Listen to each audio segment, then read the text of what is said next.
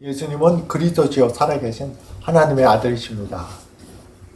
오늘로서 빌립보서 강의 세 번째면서 마지막 시간인데, 오늘은 자족하는 마음, 자족에 대해서 설교를 하면서 지금까지의 빌립보서 전체와 연관해서 자족하는 마음이 사도 바울에게 별도로 있다기보다는 첫 시간에 있었던 사도 바울 속에서 그리스도인들에게서 모두 볼 수 있는, 어떤 그리스도인들에게도 볼 수 있는 하나님에게서 내려온 특별한 성품, 바로 그것과 연관해서 자족하는 마음을 보면서 빌립보서 강의 세 번에 걸친 설교를 마치고자 합니다. 저는 이것을 준비하면서 3주 동안 참 은혜로운 시간이었습니다. 빌립보서 강의 하면서 빌립보서 자체가 4장이기 때문에 연속해서 들으면 15분이 안 됩니다. 14분 몇 분인데, 그래서 수없이 많이 반복해 들으면서 많은 은혜와 또 많은 위로와 또 많은 깨달음을 가졌던, 저에게는 참 행복했던 시간이었습니다. 오늘 말씀은 4장 10절에서 13절 말씀입니다.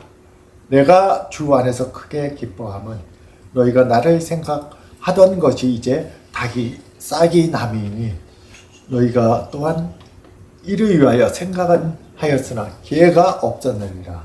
사도 바울은 에바브라디도를 통해서 옥에 갇혀있는 바울에게 빌립보 교인들이 헌금을 해서 가져온 것에 대해서 감사하고 있습니다. 11절에서 이어지기에 내가 궁핍함으로 말하는 것이 아니니라. 어떠한 형편에서 나는 자족이 스스로 만족하는 겁니다. 하기를 배웠나니 나는 비천에 처할 줄도 알고 풍부에 처할 줄도 알아. 모든 일 곧 배부름과 배고픔과 풍부와 공급에도 처할 줄 아는 일체의 비결을 배웠노라. 내게 능력 주신 자 아래서 내가 모든 것을 할 수 있느니라.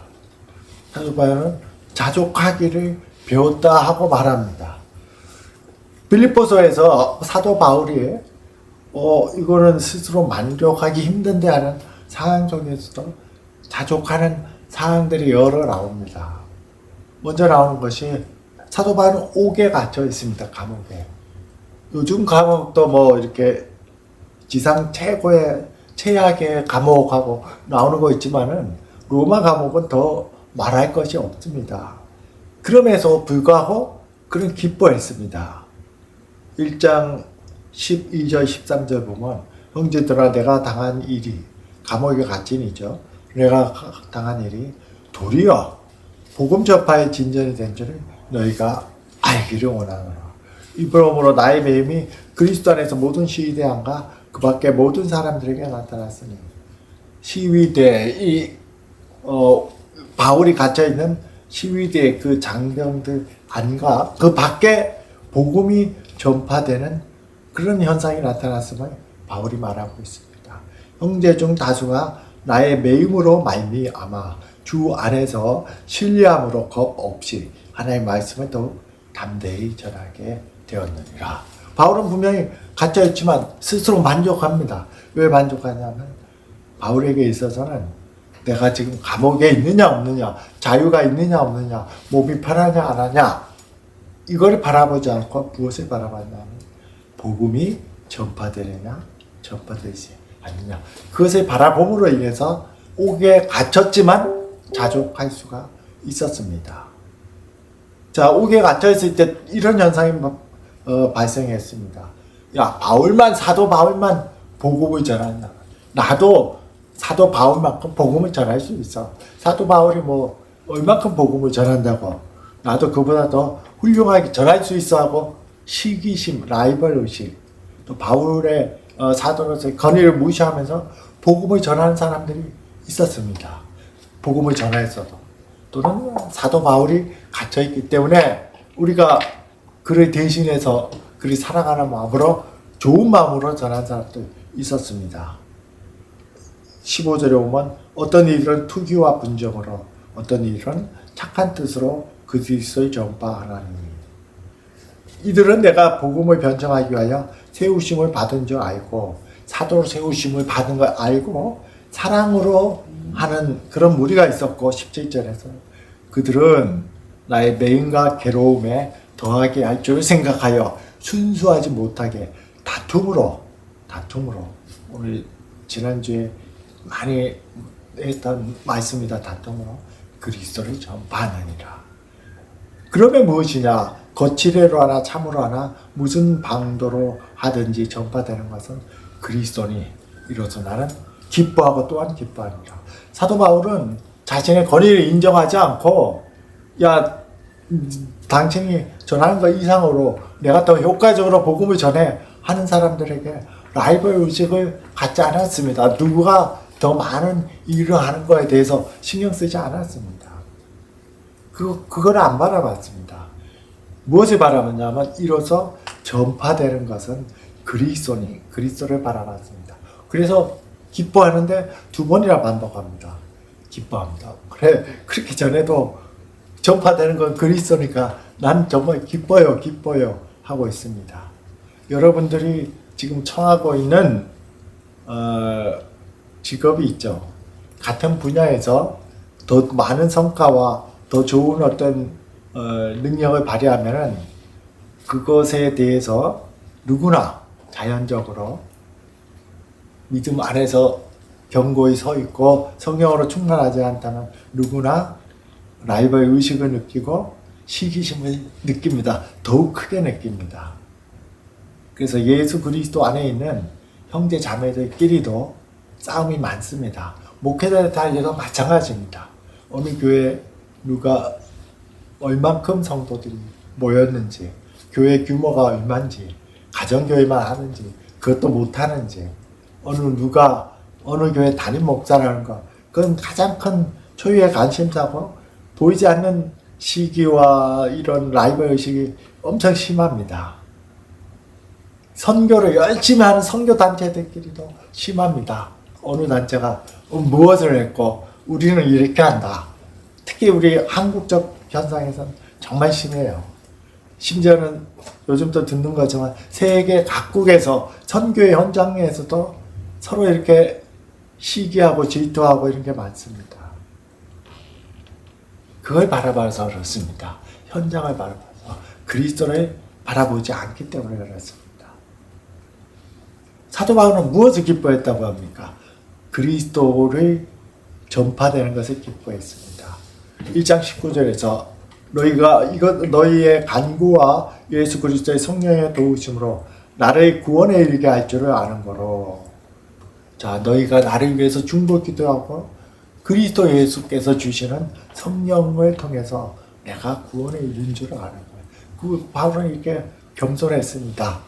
모든 비밀을 알고 있는 사도지만은 다른 사람들의 중보 기도를 감사하고 성령의 인도함을 통해서 내가 구원을 완성해 나가고 있다는 것을 고백하고 있습니다. 많은 크리스찬 중에 믿음이 견고한 사람 중에 중보 기도 같은 거 안 맡기는 사람도 꽤 있습니다. 저도 한때 그랬었는데 내가 내 믿음으로 하면 되지. 뭐 나약하게 뭐 이런 기도 제목이나 사도 바울은 그러지 않았습니다. 너희의 간구와 거의 소중히 여겼습니다. 나보다 믿음이 있냐 없냐를 안 봤습니다. 그리스도를 바라볼 때 이런 마음을 갖습니다. 20절에 나의 간절한 기도와 소망을 따라 아무 일이든지 부끄러워하지 않고 지금도 전과 같이 온전히 담대하여. 다음 말씀을 잘 들어보십시오. 살든지 죽든지 내 몸에서 그리스도가 존귀하게 되게 하려니 이는 내게 사는 것이 그리스도니 죽는 것도 유익함이라. 사는 거 죽는 거 그것도 바라보지 않았습니다. 살아도 좋고 죽어도 좋은데 어떤 것이 더 내 몸에서 내 삶을 통해서 그리스도가 존귀하게 되느냐 위에를 바라봤습니다. 그렇게 될 때 나머지 모든 것과도 내 자신과의 관계, 이웃과의 관계, 이 관계도 조화와 균형과 평화와 사랑과 합평이 이루어집니다. 하나님 관계가 정상으로 될 때 내 눈이 땅에를 바라보느냐 그리스도라는 위를 바라보느냐에 따라서 내 자신과의 관계, 이웃과의 모든 관계도 평화와 조화와 사랑이 될 수도 있고, 아까처럼 싸우고 다툼이 되고 시기하고, 같은 그리스도 안에서도, 목회자 안에서도, 선교사 안에서도 그렇게 살 수가 있습니다. 이것이 사도 바울의 마음이었습니다. 사도 바울은 많은 일을 했지만은, 그러나 그것을 자기 것으로 여기지 않았습니다. 사역은 내가 열심히 했지만 내 속에서 하나님이 하신, 내 속에서 그리스도께서 하신 것임을 두 번에 거쳐서 고백합니다. 1장 6절에서 너희 안에서 착한 일을 시작하신 이가, 우리 마음속에서 지금 빌립보 교인들이 많은 믿음의 일들을 했습니다. 복음에 관련되는 일을 착한 일로 표현했습니다. 선한 일로 표현했습니다. 누가요? 너희 안에서 착한 일을 시작하신 이가 하나님이십니다. 그리스도 예수의 날까지 이루실 줄을 아시나라. 그리스도의 사역, 그리스도께서 이루신 모든 복음의 사역들을 우리가 적용하는 건 그분 자신이 아십니다. 우리를 통해서. 비록 내가 열심히 수고했어도. 2장 13절에서 너희 안에서 행하시는 이는 누구라고요? 하나님이시니. 하나님이시니. 자기의 기쁘신 뜻을 위하여 너희에게 소원을 두고 행하게 하시나니. 행하는 지분은, 주체는, 주관은 하나님이십니다. 내가 아닙니다. 수많은 사람들을 하나님께로 인도했어도 내 스스로의 힘으로 한 사람도 배심시키지 못합니다. 나를 통해서 역사한 분은 하나님입니다. 바울은 이것을 잘 알고 있었기 때문에 자기가 했던 사역을 자랑한 적이 한 번도 없습니다. 그러면서도 다른 사람에 대해서 이런 태도를 취했습니다. 내가 디모데를 속히 너에게 보내기를 주 안에서 바라면 너희의 사정을 알므로 안위를 받으려 함이니. 아니, 위로입니다. 이런 뜻을 같이하여 너희 사정을 진실로 생각할 자가 이 밖에 내게 없음이며 그들이 다 자기 일을 구하여 그리스도 예수의 일을 구하지 아니하되, 이렇게 말하고 있습니다. 자, 디모데와 이어지는 에바브라디도를 많이 칭찬해 줍니다. 에바브라디도도 나의 형제요, 함께 수고하고 함께 군사된 자요, 너희 사자로 내게 쓸 것을 돕는 자라. 에바브라디도와 디모데를 칭찬하면서, 바울이 옥에 갇히니까 요즘 또 그렇죠. 어떤 옥에 갇히고 어떤 일을 하면은, 어떤 옥에 갇히고 형편이 달라지면은 모든 사람이, 주변 사람들이 다 떠납니다. 그러니까 바울에게도 그들이 다 자기 일을 구하고 그리스도 예수를 구하지 아니하되, 이렇게 말하고 있습니다. 이것은 지금 바울에게 있어서 나타난 이런 현상은 우리에게도 많이 있죠. 근데 바울은 자기가 옥에 갇혔다고 떠난 사람들을 결코 원망하거나 비난하지 않았습니다. 이건 참 우리에게 좋은 본을 보여줍니다. 원망할 수도 있고, 내가 그들을 얼마나 섬기고 얼마나 사랑하고 얼마나 그들을 위해서 헌신했는데 내가 옥에 갇혔다고 떠나갈 수 있냐 하고 원망하지 않았습니다. 오히려 그럼에도 불구하고 그에게 신실했던 디모데와 에바브라디도를 칭찬하고 그리고 그들과 함께 나누는 것을 존중했습니다. 이것은 상당히 중요한, 우리가 다른 사람을 대하는데 불평할 거냐 스스로 만족할 거냐의 중요한 기준을 제공해 줍니다. 저도 이제 올해 이제 6, 7년 동안 장애인이 되다 보니까, 중증 장애인이 되다 보니까 많은 사람들을 대하게 됩니다. 주변으로부터 가족, 형제로부터 넓은 어떤 지인에까지, 서운할 수도 있고, 무시를 당할 수도 있고, 여러 가지 많은 어떤 경우를 가질 수가 있습니다. 중요한 것은 나에게 무엇이라도 조금이라도 도움을 준 사람은 감사합니다. 그러나 나에게 어떤 서운함을 준 사람은 생각하지 않습니다. 저는 이 바울의 생각을 늘 가지면서 누구도 저를 위해서 좋은 태도를 하든 좋은 말을 하든 그렇게 해줄 의무가 없어요. 그렇기 때문에 어떤 바라는 게 없으면 서운한 것도 없듯이 서운한 게 없어질 수가 있습니다. 그렇게 생각 안 하면 되는 겁니다. 다른 말로 하면은 여러분들에게 주변에서 어떤 쓴뿌리를 주고 힘듦을 주고 어려움을 준 사람을 더 이상 생각하지 마세요. 사도 바울도 지금 다 떠난 사람 한 명도 비난 안 했습니다.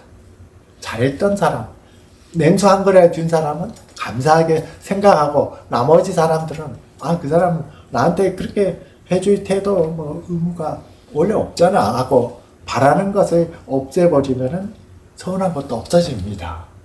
그렇게 생각하면 좋습니다. 그러면은 억울했던 거, 힘들었던 거 이런 것들을 계속 되뇌기지 않고 오히려 그런 것에 무덤덤하면서 사도 바울처럼 디모데와 에바브라디도를 칭찬한 것처럼 나에게 좀 감사했던 사람들에게 또 감사할 수 있습니다. 사도 바울의 이러한 마음은 오늘 빌립보서 처음 시작하고 두 번째 시작할 때 계속 강조했던 바로 그의 마음에 있습니다. 위의 것을 바라보고 밑의 것을 바라보지 않는 마음 속에서 그는 그리스도의 같이 겸손할 수 있었고 모든 곳에서 어떤 환경에 처하든지 스스로 만족할 수가 있었습니다. 화면에 나온 것처럼 빌립보서 2장 1절에서 5절 우리가 지난주에 봤던 말씀입니다. 어떤 사람은 긍휼과 자비를 가질 수가 있습니다. 크리스천들도 그러면서도 크리스천들도 다툼이나 허영을 가질 수가 있습니다. 지금 세트상에는 이 두 가지 마음이 하나는 위를 바라보는 마음이고 하나는 밑에 바라보는 마음입니다. 크리스천들도 이것이 충만할 수 있고 위에가 충만할 수 있고 밑에가 충만할 수 있습니다.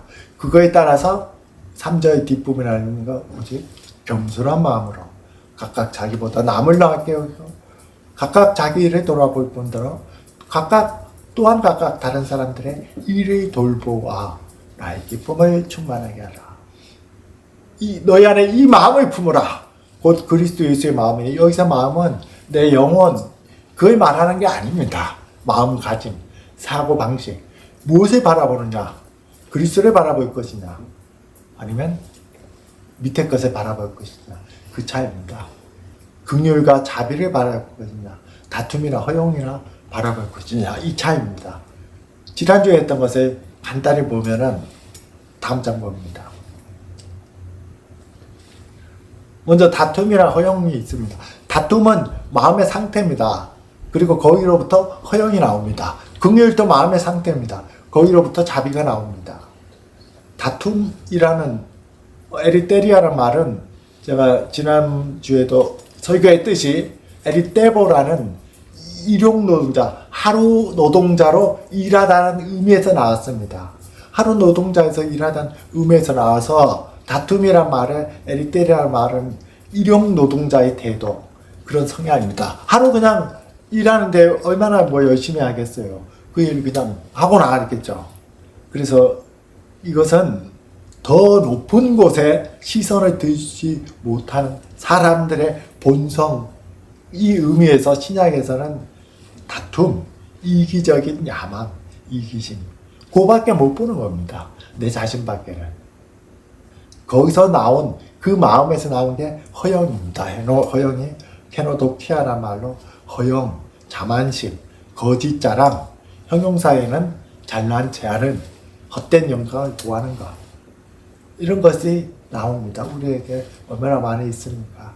크리스찬들에게도 조금만 마음을 붙들지 않으면 언제든지 다툼이라는 영역 속에서 허영으로 넘어갑니다. 그와 반대되는 게 긍휼과 자비입니다. 긍휼, 스프랑키나라는 이 단어는 그리스어에서 희생제물 바칠 때 그 뇌 쪽에 있었던 안쪽 부분, 좀 더 귀한 부분으로 심장, 간, 폐, 신장 같은 거로 아마 요거는 구분해서 별도로 참석자들이 예배 드리는 자들이 어떤 어떻게 구워 먹거나 했는 것 같아요.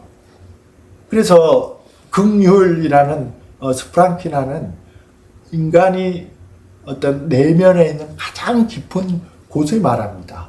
바로 이 긍휼이라는 단어가 8절에서 이렇게 쓰였습니다. 내가 예수 그리스도의 심장이 바로 긍휼, 스프랑키나 똑같습니다. 예수 그리스도의 심장으로 너희 무리를 얼마나 사모하는지 하나님이 내 증인이시라. 빌립보 교인들을 얼마나 사랑하는지를 바울은 이렇게 말했습니다. 내가 예수 그리스도의 심장, 이 심장이 긍휼과 똑같은 단어로 쓰였어요. 내적에 있는 가장 깊은 곳, 그리스도의 심장. 다른 말로 하면은 이것은 사랑할 수 있는 어떤 행위, 자비, 그게 아니라 마음속 그 자체 속에 있는 아가페적 사랑입니다. 나에게는 없죠, 아가페적 사랑. 십자가의 사랑을 누가 할 수 있어요? 아무도 못합니다. 하나님 은혜로 그리스도와 연합했을 때, 그리스도와 나와 함께 할 때, 그리스도 안에서 갖게 되는 아가페적 사랑이 내 마음속에 그냥 있는 겁니다. 그게 긍휼입니다. 마음 깊은 곳에 있는 그리스도의 마음, 그리스도의 심장, 또 어떤 데는 창자로 표현합니다. 그리스도의 창자, 그만큼 깊은 것을, 그리스도의 깊은 것이 내 마음속에 있는 것입니다. 마음 깊은 속에 있는 그리스도의 마음 깊은 속에 있는 그리스도의 사랑, 마음 깊은 속에 있는 그리스도의 십자가의 사랑, 이게 긍휼입니다. 이것이 내 마음을 지배할 때, 그로부터 자비라는 오이크티모스라는 마음의 중심에서 나오는 사랑이 있습니다. 그것을 성경에서는 동정, 연민, 자비 이렇게 표현합니다. 위의 것을 바라볼 때, 믿음이 있을 때 긍휼과 자비로 충만할 수 있습니다. 그러지 못할 때 다시 아직도 남아있는 옛성품 때문에 다툼이나 허영으로 돌아옵니다. 우리 이 싸움에서 늘 가지고 있습니다. 그래서 바울이 3장 18절, 3장 19절에서 20절에 이렇게 말합니다. 그들의 이제 위의 것을, 땅의 것을 바라보고 분쟁하고 이런 사람들, 그들의 그 영광은 그들의 부끄러움에 있고, 잘 들어보십시오. 땅의 일을 생각하는 자라. 그러나 우리의 시민권은 하늘에 있는 자라. 하늘에 바라보고 거기로부터 구원한 자 곧 예수 그리스도를 기다리라니. 그런 만민을 자기에게 복종하게 하실 수 있는 자의 역사로 우리의 낮은 몸을 자기 영광의 몸의 형태와 같이 변하게 하시리라. 그리스도가 영광의 몸으로 변하게. 지금 우리가 가지고 있는 육체, 이거 영원히 자기 것 아니라는 거 우리가 다 알고 있어요. 언젠간 죽고 흙으로 없어질 거 다 알고 있어요. 나중에 그리스도께서 우리에게 주시는 영광의 육체가 영원히 있을 자기 것입니다. 그것을 바라봐야 됩니다. 현재의 육체가 아니라 현재의 육체를 넘어서는 영원한 육체를 바라봐야 됩니다. 주께서 너는 말씀하셨던 3장 20절처럼 너는 흙으로 났으니 흙으로 돌아갈지라 하는 말씀처럼 모든 사람이 죽는 걸 알고 있습니다. 다음 장 한번 보십시오. 자, 좀 특이한 세 부류의 사람을 제가 사진에 읽었습니다. 서양 사람 좌측 위에 보면은, 자, 지금 머리는 둘이고, 그러나 몸 배로부터 하반신 전체는 공유하는, 이렇게 태어났습니다. 이 육체가 뭡니까? 이분들은 어쩌면 영혼은 둘인데 몸의 대부분은 한 육체로 공유하고 있습니다. 육체는 영원한 것이 아닙니다. 육체는 우리가 관리하고, 그리고 우리가 케어하고 이용하는 것이지, 그것이 영원히 남아있지 않습니다. 밑에 볼까요? 밑에 가족이 나오죠. 이 아내는 5살 때, 그 남편은 11살 때 부모에게 내 병변으로 몸을 막 못 가누고 이렇게 해서 버림받아서 시설에서 자라서 지금은 어엿하게 사회에 중요한 일도 하고 이렇게 부부로 살아갑니다. 둘 다 버림받았기 때문에 자기 아들만큼은 그렇게 만들지 말자. 다른 자녀보다 강건하게 한번 키워보자. 이분들의 육체가 볼 때 제대로 가누지도 못하고 스스로 뭘 하지 못한다고 무시할 수 있습니까? 한 달에 100만 원이 안 되는 수입을 가지고도 매달 저보다 더 열악한 사람들을 위해서 기증하고 기부하는 생활하면서 살고 있습니다. 우리는 이 육체 자체를 바라보는 게 아니라 이들의 영원한 것을 바라볼 수가 있어야 됩니다. 우측에 있는 분을 보십시오. 이 청년은 교통사고로 졸지에 다리와 팔을 잃었습니다.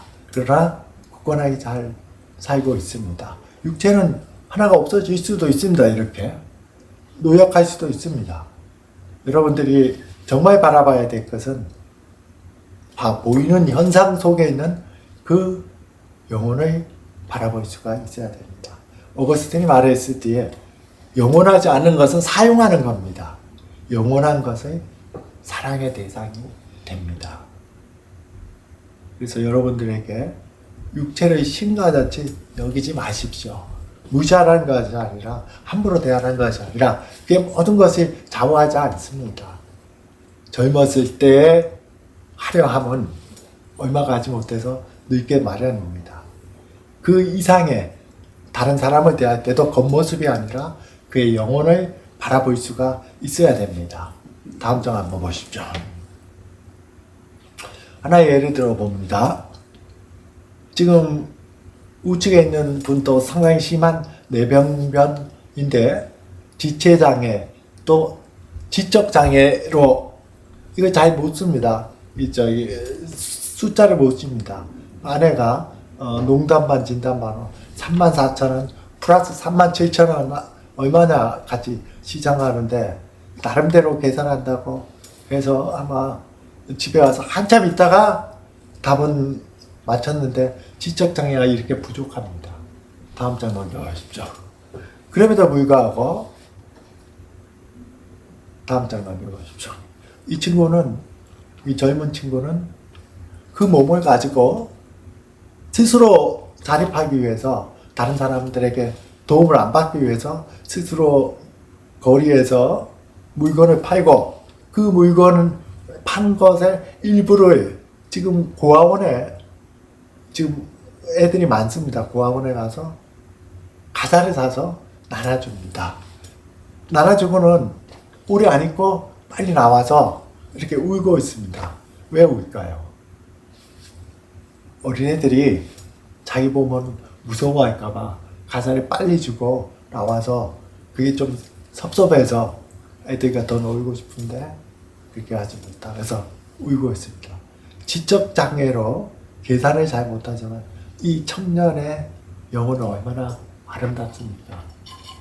하나님 얼마나 기뻐하실 영혼입니까? 여러분들도 다른 사람을 볼 때 외모를 보지 말고 그 영혼을 보십시오. 가끔 참 제와벌에 나오는 라스콜리니코프를 도왔던 소냐와 같이 그분은 생계를 위해서 몸을 팔았죠. 그러나 아름다운 영혼을 가진 사람들이 있습니다. 여러분 스스로도 아름다운 영혼이 되도록 위의 것을 바라보십시오. 없어질 것, 겉에 보이는 것으로 만족하지 말고요. 그리고 결론적으로 다음 장 넘겨보십시오. 중요한 것은 긍휼이나 자비를 가지고 다툼이나 허용을 제어하는 것은 우리의 마음에 있습니다. 마음가짐, 생각 방식, 위의 것을 바라봐야 볼 수 있어야 됩니다. 이것은 그리스도인들에게 매일매일의 기도 제목이 되어야 합니다. 시편 51편 10편처럼 하나님이여 내 속에 정한 마음을 창조하시고 사도 이 다윗은 대단히 중요한 엄청난 기도를 합니다. 정한 마음, 깨끗한 마음을 창조해 달라 그랬습니다. 여기서 창조에 쓰인 게 하나님이 최초의 천지를 창조하시는 바라라는 이 창조는 없는 것을 만드는 것입니다. 있는 걸 새롭게 하는 게 아닙니다. 다윗이 얼마나 하나님과 동행했습니까? 그럼에도 이 기도를 합니다. 하나님의 내 속에 정한 마음을 창조하시고 내 안에 정직한 영을 새롭게 하소서. 이것을 정확하게 얘기하면 정한 마음을 창조하셔서 내 안에서 그 마음을 내가 굳건히 붙들 수 있도록 내 영을 새롭게 하소서. 이것이 우리의 기도 제목이 되어야 됩니다. 위의 것을 바라보는 것은 오늘 했다고 내일 이루어지지 않습니다. 내 속에 긍휼, 내 마음 깊숙한 곳에 그리스도의 심장, 그리스도의 창작, 그리스도의 사랑이 자리를 잡아 있도록 늘 새롭게 마음을 내 속에 정한 마음을 창조하시고 내가 그것을 굳건히 붙드는 정직한 영을 새롭게 하소서. 이 은혜가 여러분들에게 있을 때 여러분들은 어느 곳에 있든 어떤 상황에 처하든지 스스로 만족할 수 있습니다. 불평하지 않고 감사할 수 있습니다. 이 은혜 속에 살기를 기원드립니다. 기도드리겠습니다. 아버지 하나님, 내 속에 정한 마음을 창조하시고 내 안에 정직한 영을 새롭게 하소서. 예수 그리스도의 이름으로 기도드렸습니다. 아멘.